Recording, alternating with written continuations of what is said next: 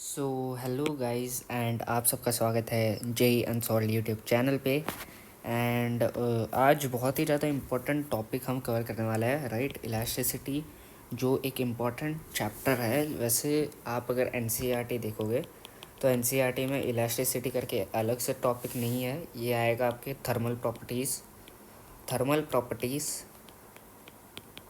Of matter के अंदर का एक सब टॉपिक बोल सकते हो। लेकिन वही अगर आप जेई के सिलेबस में देखोगे या फिर बहुत सारे वेबसाइट्स पे ना, यहाँ पे इलास्टिसिटी करके अलग से ही मेंशन किया जाता है क्योंकि इसका बहुत ही ज़्यादा इम्पोर्टेंस है, ठीक है। एंड इलास्टिसिटी के साथ साथ कैलोरीमेट्री हो जाता है, थर्मल एक्सपेंशन हो जाता है, हीट ट्रांसफ़र हो जाता है। ये सारे thermal properties of matter chapter के अंडर ही लाई करते हैं। लेकिन आज का थोड़ा ख़तरनाक वीडियो है क्योंकि ये है जेई 2025 एस्पिरेंट्स के लिए। एंड 2025 का जेई एग्ज़ाम, जेई मीन्स बहुत पास आ चुका है क्योंकि जनवरी में इसका फर्स्ट अटैम्प्ट होने वाला है। तो इसलिए इलास्टिसिटी के बहुत ही तगड़ा वन शॉट लाया हूँ। अब ये वन शॉट किसको देखना है पहले ही बोल देता हूँ। एक बार मिनिमम वन टाइम आप लोगों का इलास्टिसिटी हो चुका होना चाहिए, यानी मतलब क्लास 11th में वैसे तो हम इलास्टिसिटी कवर करते हैं, लेकिन इसलिए आपका क्लास 11th में एक बार तो आपका पूरा रिवाइज होके होना चाहिए इलास्टिसिटी। और फिर आप ये सेशन को देख सकते हो ताकि आप सारे फॉर्मूलेज़ को रिकॉल कर पाओ और एक ही सेशन में सब निपटा दो। अब ये बहुत ही स्पेशल सेशन है क्योंकि इसमें मैं 15 to 20 minutes, only 15 to 20 minutes में इलास्टिसिटी का कॉन्सेप्ट पूरा निपटा दूंगा along with formulas. So let's go.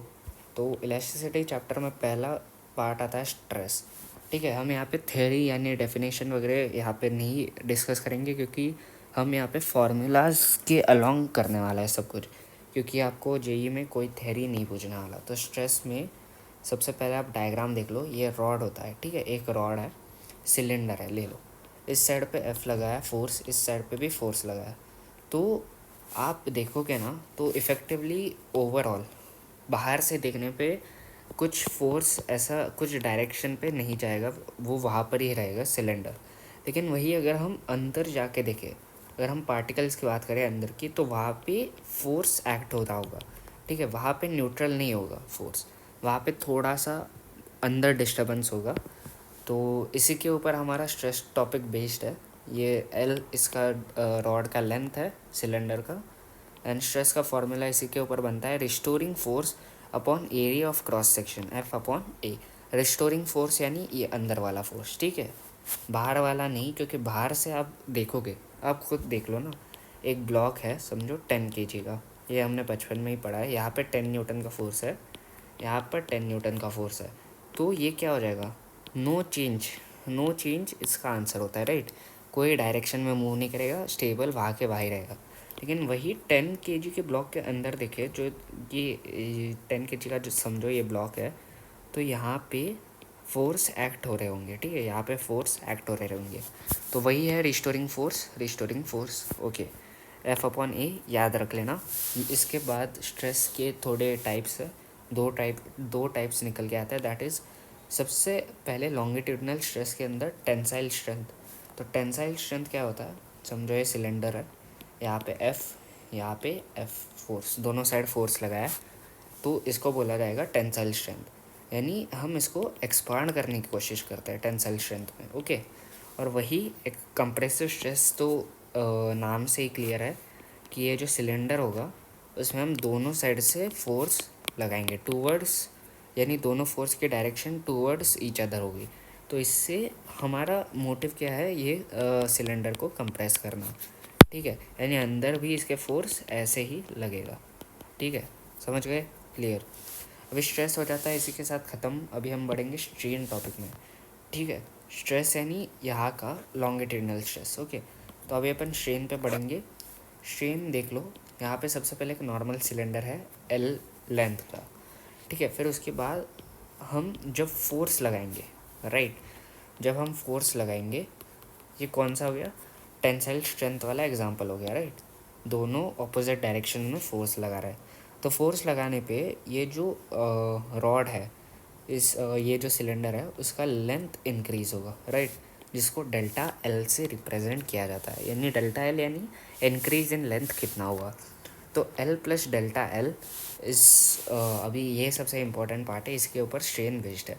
Strain क्या होगा, डेल्टा L अपॉन L, ठीक है। बहुत ही क्लियर है कि स्ट्रेन क्या होगा, change in length that is delta L upon actual length. Actual length यानी इनिशियल वाली, इनिशियल लेंथ। अब ये फॉर्मूला आप याद रख लो, ये थ्योरी में आप लिख सकते हो, और अगर आपको साइंटिफिक वे में लिखना है, नोटेशन वे में लिखना है, तो डेल्टा L बाय L, ठीक है। ये याद रखना, डायग्राम याद हो गया तो आपको ऑटोमेटिकली फार्मूला याद हो जाएगा। तो स्ट्रेन हो गया, यहाँ पे स्ट्रेन हो जाता है ख़त्म। अभी अपन पढ़ेंगे टेंजेंशियल स्ट्रेस और शेयर स्ट्रेस के टू वर्ड्स, ठीक है। अभी यहाँ पे थोड़ा सा इम्पोर्टेंट हो जाता है, क्योंकि यहाँ पे आप खुद देख लो टेंजेंशियल स्ट्रेस और शेयर स्ट्रेस क्या रिप्रेजेंट करता है। ये एक समझो, ये एक अपना क्यूब है, राइट, ये अपना क्यूब है, क्यूब नहीं sorry rectangle, my bad, rectangle है, ये लेंथ है, ये ब्रेथ है, ठीक है। और यहाँ पे इस साइड पे आप देख सकते हो फोर्स लगाया गया है, इस साइड पे फोर्स है, एंड यहाँ पे भी लेंथ ब्रेथ, और इसमें इस साइड पे फोर्स है। तो आप देख सकते हो ऊपर का जो एरिया होगा वो जाहिर सी बात है लेंथ इनटू ब्रेथ होगा, राइट। यहाँ पर फोर्स, यानी दोनों इसमें अपोजिट साइड पे फोर्स लगाया जा रहा है ताकि वो एक्सपांड हो जाए। यानी ये है, ये वाला जो केस है ये है इनिशियल, और ये जो है वो फाइनल रिजल्ट है, इसका फाइनल रिजल्ट है एक्सपांशन का। तो आप देखोगे तो डेल्टा एक्स से एक्सपांड होने वाला है, एंड यहाँ पे एक एंगल क्रिएट होगा, राइट। तो यहाँ पे इसके ऊपर शेयर स्ट्रेस का फार्मूला बनता है। अभी इसमें आपको ज़्यादा घुसना नहीं है, हमें formulas at the and formulas learn होने चाहिए, राइट। तो हमें ज़्यादा साइंटिफिक वे में नहीं घुसना, ज़्यादा थेरी के प्रॉब्लम्स में नहीं घुसना है, हमें डायरेक्ट फार्मूला पता होना चाहिए। शेयर स्ट्रेस का भी आसान सा फार्मूला है delta x by H, okay. तो आप इसको F बाय ए मतलब नॉर्मल स्ट्रेस के फार्मूला होता है, ठीक है। अभी वॉल्यूमेट्रिक स्ट्रेस और स्ट्रेन की बात करते हैं।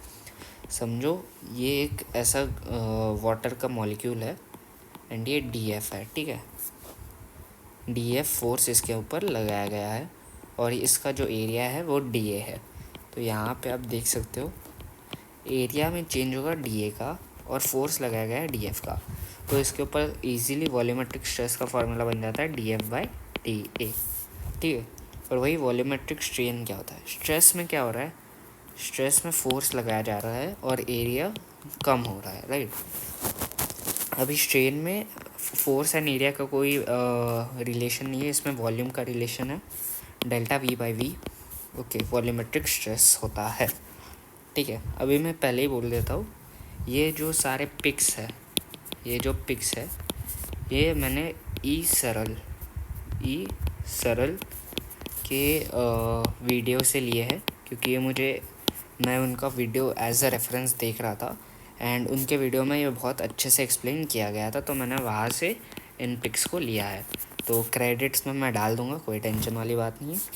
अब यहाँ पे आ जाता है Hooke's law, okay. Hooke's law बहुत आसान है कि स्मॉल डिफॉर्मेशन के लिए स्ट्रेस और स्ट्रेन जो है वो डायरेक्टली प्रोपोर्शनल है फॉर स्मॉल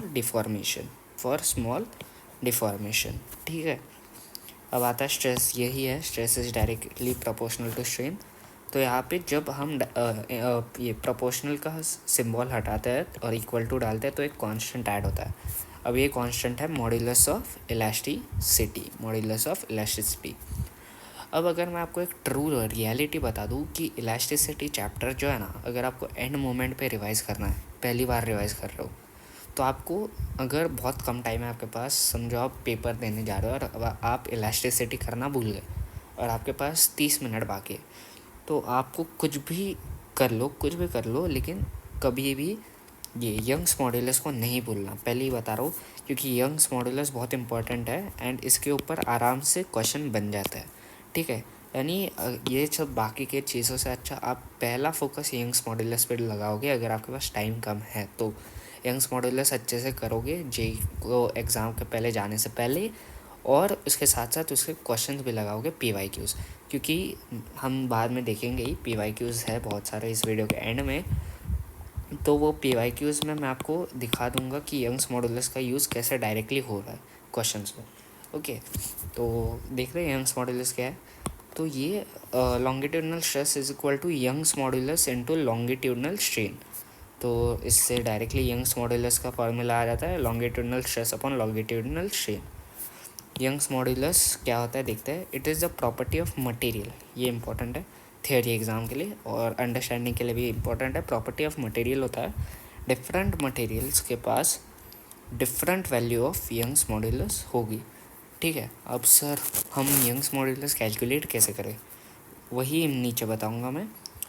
देखो, आप देख लो, ये नॉर्मल लेंथ है एंड उसके बाद ये जब फोर्स लगाया जाता है दोनों साइड पे, तब ये सिलेंडर एक्सपांड होगा और इसका लेंथ जो है वो L प्लस डेल्टा L हो जाएगा। This is the area of cross section. Okay, तो डायरेक्टली फार्मूला इससे बन जाता है कि एक मिनट, यहाँ पे Young's modulus equal to F delta L A upon L। ठीक है, ये एक फार्मूला बन जाता है। यहाँ पे मैंने लिखा भी है कि remember this formula. Okay, direct application होगा, आराम से फ्री के मार्क्स है। ठीक है, अब share modulus, modulus of rigidity, torsional modulus, इसको रिप्रेजेंट किससे किया जाता है, कैपिटल G, और ये आप सिंबल को याद रख लो भाई। ठीक है, अभी शेयर स्ट्रेस होता है G, shear stress is equal to G into shear strain. Same है यहाँ पे ऊपर जैसा ही जैसे यहाँ पे था, राइट, बस शेयर स्ट्रेन और शेयर स्ट्रेस हो गया है। ठीक है, अब G की वैल्यू कैसे लिखते हैं, F अपॉन A थीटा। ठीक है, अब उसके बाद आएगा बल्क्स मॉडुलस। बल्क्स मॉडुलस को रिप्रेजेंट किया जाता है कैपिटल B से। अब volumetric stress is equal to B into volume. Okay, तो यहाँ पे B की जो वैल्यू है वो होगी volumetric stress upon volumetric strain के बराबर। ठीक है, ये डायग्राम हमने ऊपर ही देख लिया था, कोई टेंशन वाली बात नहीं है। एंड यहाँ पे डायरेक्टली आपको फॉर्मूला याद रखना है delta P upon delta V by V। Okay, ठीक है, अब ये फार्मूला याद रख लो, आपके क्वेश्चंस निकल जाएंगे, कोई टेंशन वाली बात नहीं है। अभी इलास्टिसिटी यानी थर्मल प्रॉपर्टीज़ ऑफ मैटर के जितने भी सारे सब टॉपिक्स है, like elasticity, thermal expansion, heat transfer, इनकी स्पेशलिटी ये है, ये चैप्टर की स्पेशलिटी ये है कि इनके फार्मूलाज अगर आपको याद हो गए, ये फार्मूलाज जो है, ये सारे जो फार्मूलाज है, ये अगर आपको याद हो गए तो आपके क्वेश्चंस ऐसे ही बन जाएंगे, अलग से आपको कुछ करने की ज़रूरत नहीं है। अब ये डेल्टा P क्या रिप्रेजेंट करता है, delta P in bulk's modulus is the additional pressure, याद रखना, additional pressure which is caused by delta V change. बहुत इंपॉर्टेंट है ये, ऐसे अलग मतलब पहले से ये प्रेशर प्रेजेंट नहीं था। ठीक है, ये समझ लो, गटक जाओ ये कॉन्सेप्ट को कि ये जो डेल्टा P है ये प्रेशर है, ये पहले से प्रेजेंट नहीं था। जब डेल्टा V का चेंज हुआ तब ये प्रेशर का एग्जिस्टेंस आया, समझ रहे हो। तो बहुत अच्छे तरीके से आई थिंक सो मैंने समझा दिया। अभी जाएंगे पॉइजन्स रेशियो पे, जिसको सिग्मा से रिप्रेजेंट किया जाता है, समझ रहे हो, सिग्मा से रिप्रेजेंट किया जाता है। Sigma equal to minus delta D by D upon delta L by L। Okay, minus delta D by D upon delta L by L। ठीक है, D क्या रिप्रेजेंट करेगा, डायामीटर ऑफ क्रॉस सेक्शन, ये जो diameter होगा cross section का वो represent करेगा। L तो यहाँ पे रॉड आपको दिया ही है L। ठीक है, अब देखते हैं after implementation of force length of rod will increase and diameter of cross section will decrease. जाहिर सी बात है, हमने पहले भी देखा है क्लास 10th में, रेजिस्टेंस वाला जो चैप्टर था सबको पता ही है। तो इसमें जैसे हम वायर की लेंथ को इंक्रीज़ करेंगे उसका क्रॉस सेक्शन कम होगा। ठीक है, तो यहाँ पे देख लो, ये जो D है ये रिप्रेजेंट क्या करता है, diameter of cross section, and length represents length of rod. ठीक है, अभी आता है, ये बहुत इंपॉर्टेंट है। इंपॉर्टेंट क्यों है, क्योंकि इसके ऊपर बहुत बार डायरेक्ट ग्राफ क्वेश्चन आ जाता है, एंड ग्राफ क्वेश्चन आ गए तो ये बेसिकली फ्री मार्क्स जैसा आपको हो जाता है अगर आपको ये ग्राफ पता है तो। ठीक है, स्ट्रेस एंड स्ट्रेन कर्व। तो देखो, जो ये A पॉइंट तक है ना, A पॉइंट, ये होता है इलास्टिक रीजन। ठीक है, इलास्टिक रीजन होता है।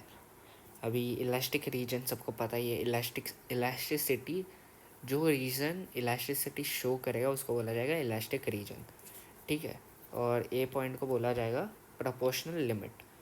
अब जैसे ही ये कर्व बी तक जाएगा, बी पे हो जाएगा इलास्टिक लिमिट, और एफ या फिर उसको यील्ड पॉइंट बोला जाएगा। जब सी पे जाएगा उसको बोला जाएगा लोअर यील्ड पॉइंट। जब डी पे जाएगा तो वो होगा ब्रेकिंग स्ट्रेस या फिर अल्टीमेट टेंसाइल स्ट्रेंथ। यानी यहाँ पे आपका जो भी ऑब्जेक्ट है वो ब्रेक हो जाएगा, ठीक है, ब्रेक हो जाएगा। मतलब ब्रेकिंग स्ट्रेस यानी वहाँ पे उसका एट मैक्स वो प्रेजेंट रहेगा, और यहाँ पे ई पे ब्रेक हो जाएगा, जिसको, और ये सब आता है प्लास्टिक रीजन के अंडर, ठीक है, समझ गए। Follows Hooke's laws only till point T, point A, my bad, point A तक ही हुक्स लॉ फॉलो होगा। अब हुक्स लॉ क्या है वापस एक बार बता देता हूँ आप सबको। हुक्स लॉ कहता है कि for small deformation stress and strain are proportional to each other. अब ये जो लॉ है ये सिर्फ ए पॉइंट जो वो ग्राफ का है वहाँ तक ही फॉलो होगा, उसके आगे ये जो लॉ है वो फॉलो नहीं होगा। अब इसके बाद आएंगे अपन, यहाँ पे ब्रेकिंग स्ट्रेस लिखा भी है डिटेल में, आपको समझा दूंगा। If the ultimate strength and fracture points that is D and E, ये ग्राफ आपको दिमाग में याद रख लो। अब मैं ऊपर नीचे हमेशा नहीं करूँगा, पहले मैं निपटा लूँगा। ए है प्रोपोर्शनल लिमिट, बी है इलास्टिक लिमिट, सी है लोअर यील्ड पॉइंट, डी है ब्रेकिंग स्ट्रेंथ, ई है फ्रैक्चर पॉइंट। ओके, इसको ही अल्टीमेट टेंसाइल स्ट्रेंथ बोला गया है जो यहाँ पे लिखा है। Ultimate strength and fracture points that is D and E respectively close to each other, then the material is said to be brittle. Brittle हमने कहाँ पे पढ़ा है सर? ब्रिटल हमने पढ़ा है नॉन मेटल्स के प्रॉपर्टीज़ में, आपको अगर याद होगा तो non metals are brittle whereas metals are ductile and malleable।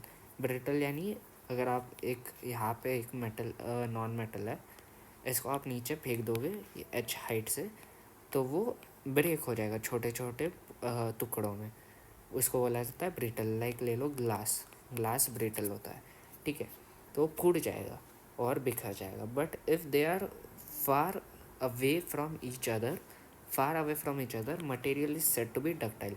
Ductile सबको पता ही है, हम उसको स्मॉल वायर्स में काट सकते हैं, राइट, कोई टेंशन वाली बात नहीं। अब आता है breaking stress. The stress at which material breaks is called breaking stress. मैंने बता ही दिया था, टूट जाएगा उस पॉइंट पे टूट जाएगा मटेरियल। ब्रेकिंग स्ट्रेस का फॉर्मूला बहुत आसान है, फोर्स अपॉन एरिया। स्ट्रेस का नॉर्मल फार्मूला जो है वही ब्रेकिंग स्ट्रेस का फार्मूला है। और ये भी याद रखना कि ये प्रॉपर्टी ऑफ मटेरियल होता है, ये सबको पता ही होगा, लॉजिकल आंसर है कि ये मटेरियल टू मटेरियल वैरी करेगा। लाइक आज थोड़ा सा मेरा गला ख़राब है इसलिए ऐसा हो रहा है भाई, संभाल लेना, थोड़ा सहन कर लेना, क्योंकि मैं कंटिन्यूस एक स्ट्रेस में नहीं बोल पा रहा हूँ।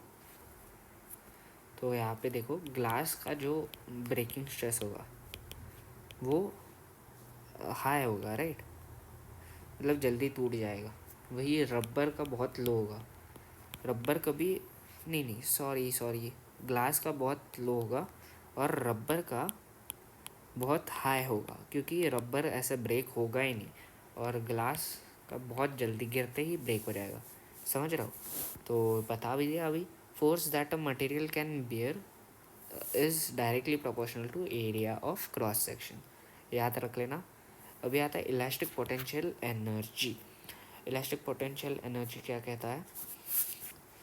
F is equal to A into ये जो y होता है कैपिटल Y, वो हमेशा याद रखना पूरे फिजिक्स में कोएफिशिएंट नहीं, मॉड्यूलस ऑफ इलास्टिसिटी रिप्रेजेंट करेगा, ठीक है। अब ये कहाँ से आया है? ये मैंने मॉड्यूलस ऑफ इलास्टिसिटी का जो फार्मूला है उसको ही मैंने रीअरेंज करके F का फार्मूला बनाया है, ठीक है। तो यहाँ से U का फार्मूला क्या आता है? Half A into modulus of elasticity upon L into delta L का होल स्क्वायर, ठीक है, समझ गए। अब ये आप इसको ट्रिक एक याद रख सकते हो कि जैसे स्प्रिंग का पोटेंशियल एनर्जी होता है वैसे ही आप इसको याद रख लो, सेम टू सेम फॉर्मेट में ये दोनों आपको मिलेंगे, ठीक है। बस ये याद रखना है इलास्टिक पोटेंशियल एनर्जी, इसका कोई यूज़ नहीं है इलास्टिसिटी चैप्टर में। ओके, इस चैप्टर में कोई यूज़ नहीं है। अब डिराइव्ड फ्रॉम दिस फार्मूला मैंने बताया।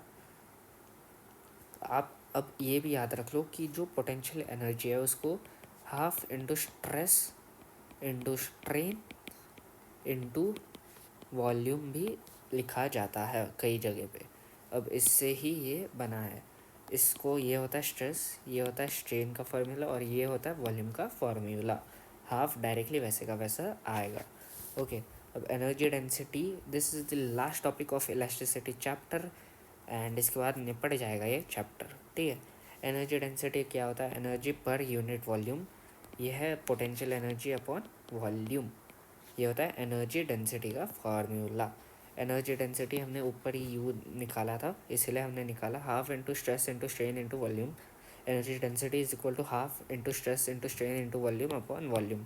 वॉल्यूम वॉल्यूम कैंसिल हो जाएंगे, और energy density finally half into stress into strain का रूप धारण कर लेगा, और यही हमारा फॉर्मूला है एनर्जी डेंसिटी का। समझ गए?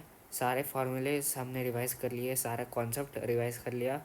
अब अभी मैं आपको बताता हूँ कि कौन से कॉन्सेप्ट पे आपको ज़्यादा फोकस करना है। अभी ये वीडियो देखने के बाद आपको वापस से कॉन्सेप्ट पे ज़्यादा आपका फोकस लगना चाहिए। उसमें पहला कॉन्सेप्ट आता है यंग्स मॉड्यूलस। इसके PYQs आपको सॉल्व करने हैं। ठीक है, लगा देना PYQs। फिर उसके बाद बल्क्स मॉड्यूलस के भी आपको PYQs लगाने हैं। ठीक है, कॉन्सेप्ट को रिवाइज करना है। कॉन्सेप्ट आई मीन टू से फार्मूलाज आपको लर्न होने चाहिए।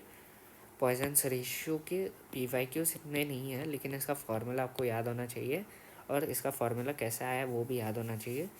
ये कर्व याद रख लो, ब्रेकिंग स्ट्रेस वगैरह ये सब याद ही होना चाहिए। ये सारे फार्मूलेस आपको याद रखना है। ठीक है, एंड एनर्जी डेंसिटी का इतना कोई टेंशन लेने की ज़रूरत नहीं है। सिंपल सा formula half into stress into strain. अभी आप देख सकते हो PYQ सॉल्विंग का सेशन है।